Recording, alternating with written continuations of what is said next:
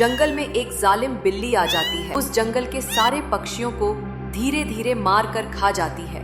मुझे ऐसे भेदभाव वाले परिवार में रहना ही नहीं है जहाँ काले और गोरे में फर्क किया जाता हो। और काला हंस वहां से चला जाता है।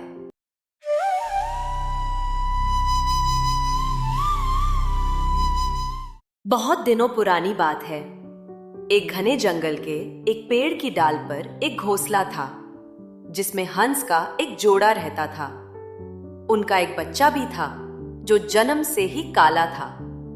जब से वो पैदा हुआ उसके माता पिता ने उसे ताने देना शुरू कर दिया था। बोलते थे कि ये देखो कितना काला है, हमारी प्रजाति में तो कोई भी काला नहीं होता है। फिर ये कहां से काला हो गया? उसकी मां बोली, जी सही कह रहे हैं आप, पता नहीं हमारी ही औलाद को काला होना था। इसके कारण हम किसी को मुंह दिखाने लायक भी नहीं रहे। काश हमारा भी एक सुंदर बच्चा होता जो समाज में हमारा मान बढ़ाए।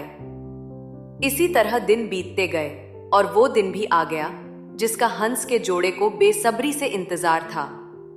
हंस जोड़े को एक प्यारा सुंदर बच्चा हुआ जो बिल्कुल अपने माता पिता जैसा सुंदर था।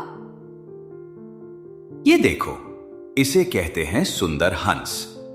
और उस काले को देखो, कोई देखे तो सोच में पड़ जाए कि हंस है या कुछ और।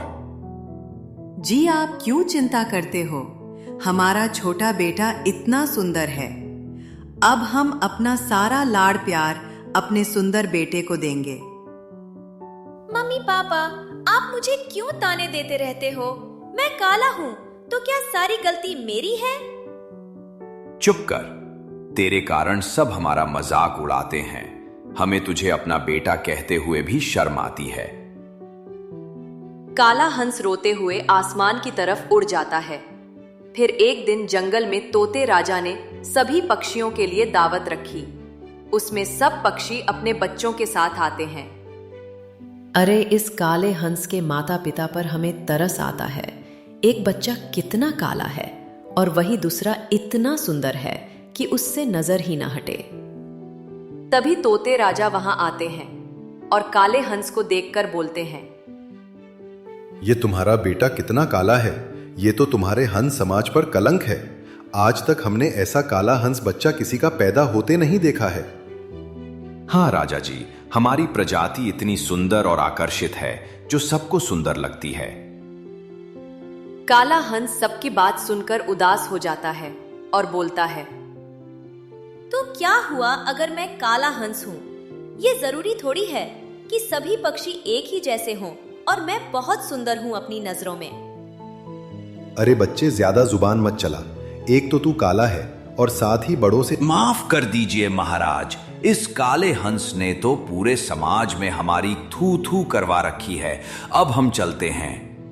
फिर काले हंस का परिवार घर चला जाता है। तूने तो मेरी नाक कटा दी है, करम जले। तेरे चक्कर में हमारी हर जगह बेइज्जती होती है। हाँ, इसने तो मेरा नाक ही कटा दिया। फिर वो अपने छोटे बेटे को कहते हैं, अरे अपने भाई को देख, कितना सुंदर है। इसकी सुंदरता की वजह से सब लोग हमें कितना मान देते हैं और जो तुझे देख ले हमें चार बातें और सुना देते हैं।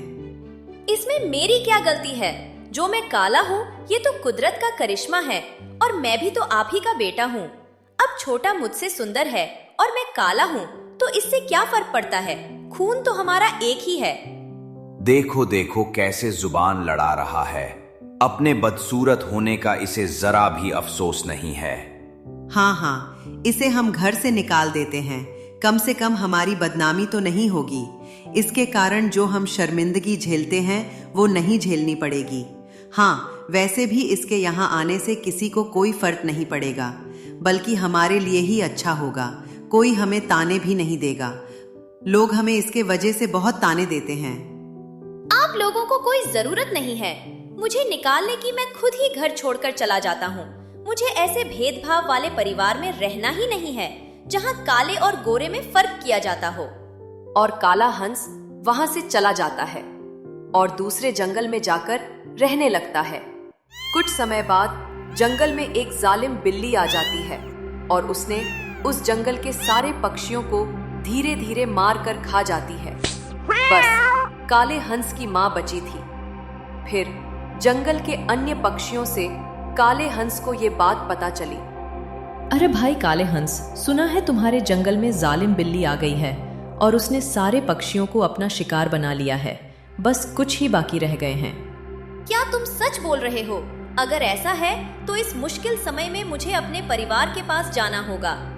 काला हंस उड़ता हुआ अपनी माँ के पास जाता है। माँ, आप चिंता मत करो, मैं अभी जिंदा हूँ। मैं आपको कुछ नहीं होने दूंगा। मैं आपका ख्याल रखूंगा। बेटा, तेरे पापा और भाई को उस जालिम बिल्ली ने मार दिया। इतना कहकर वो रोने लगी है। ये देखकर काला हंस अपनी माँ को गले लगा लेता है।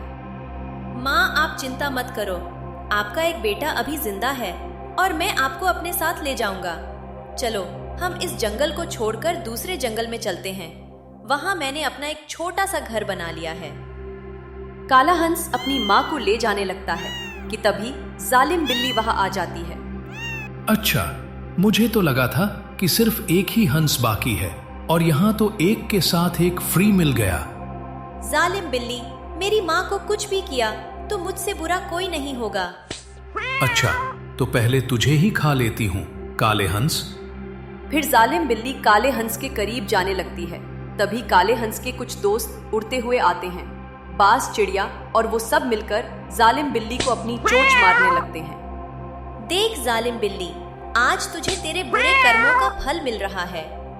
छोड़ दो मुझे जाने दो। अब मैं किसी को नहीं मारूंगी। कोई भी बिल्ली को माफ नहीं करता है और थोड़ी देर बाद जालिम बिल्ली मर जाती है और काला हंस अपनी माँ को अपने साथ दूसरे जंगल में ले जाता है और उसे अपने साथ ही रखता है और उसे किसी चीज की कमी नहीं होने देता है। उसकी माँ को अपने गलती का एहसास होता है। बेटा, मुझे माफ कर दे। मैंने हमेशा तेरे साथ भेदभाव किया था। मैंने तुझे नहीं समझा, ना तुझे कभी प्यार दिया, सिर्फ तेरे काले रंग को ही देखा। पर अगर आज तू नहीं होता तो मुझे भी वो बिल्ली मार कर खा जाती और मैं तो कुछ भी नहीं कर पाती। कोई बात नहीं माँ, गलती सबसे होती है। पर अच्छी बात तो ये है कि आपको अपनी गलती का एहसास हो गया और आपकी सोच बदल गई कि काले और गोरे में कोई फर्क नहीं होता, सब एक समान होते हैं। उसके बाद काला हंस और उसकी माँ दोनों खुशी खुशी रहने लगते हैं।